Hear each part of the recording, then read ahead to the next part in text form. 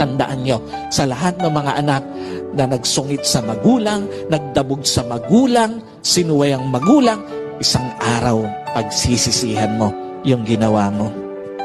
Alam niyo po, lahat ng pangit na ginawa sa magulang, isang araw pagsisisihan ng anak.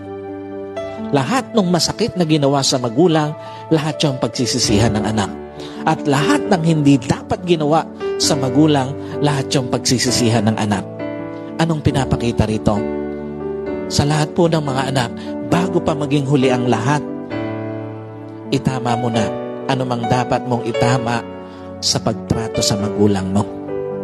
Bago pa mapuno ng pagsisisi ang pakikitungo mo sa magulang mo, itama mo na ang dapat mong itama sa trato sa magulang mo. At bago pa mapuno ng lungkot yung kwento ng pakikitungo mo sa magulang mo, itama mo na yung dapat mong itamang trato sa magulang mo.